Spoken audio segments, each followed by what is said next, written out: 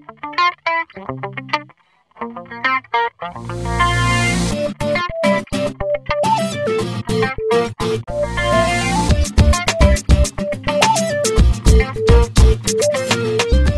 let's talk about this new record. Let's, matter of fact, here, we'll see it. Can you see it? It's called Hand to the Plow.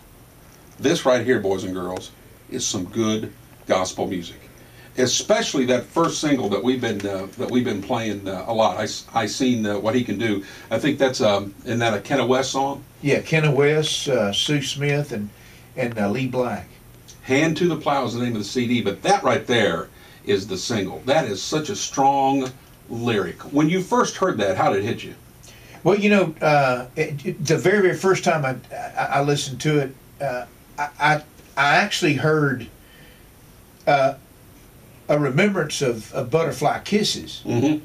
You know, and then all of a sudden, as the song went on, you know, and it's only because of the similarity of, you know, the little girl, you know, as I was told. The very first part of the song. Yeah. Yeah. And then all of a sudden, you know, I've been to the ocean, I've stood on a mountain, I watched the sunset burn away a sky blue, and I thought, man, Lord goodness sakes alive, I've been, you know, I've seen all this. Yeah. You know, and no, I hadn't seen the face of God, but Lord, I sure have seen what He can do. Yeah. And then all of a sudden, that second verse especially, that really got me was when it said, you know, that the stuff that you don't see, you know, but from the heart of a sinner who just been born again, to have that understanding of realizing, look, bells and whistles didn't go off, nobody shot any streamers, I didn't hear any sirens. Yeah. I just believe March the 15th, 1991, when I fell down on my knees and I met the invisible God I'd heard about all my life. Mm-hmm.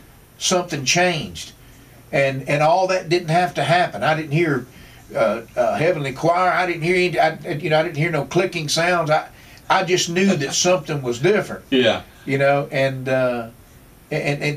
you know, that's what that song represents. One part of it. Yeah. But I mean, it's a wonderful song that lets you know everywhere around you, you know, it's God. I'm not talking about in the trees and this kind of stuff. I'm talking about, you know, that the beauties that we see and the wonders. In fact, if you go out to the Rockies, it's like God took His fingernails from heaven. Yeah. And just literally dug through the dirt, and the rocks, you know, were just what was caved up on the side of it, you know, and the valleys where His fingers went. You know, so you see stuff like that and you ponder and wonder that stuff. I don't know. You just kind of like what He told Job. Hey, Job, where were you, buddy? When I put the earth on its axis, where were you when I put the eagle to flight? You know, so that, you know, all that stuff we just understand that all that good stuff comes from God. Yeah. And let me say this too: every good thing that's ever happened to me has been because of the Lord. Amen. It wasn't because I had a career in country music or anything else, or, you know, just blessed with good health and strength and that kind of stuff.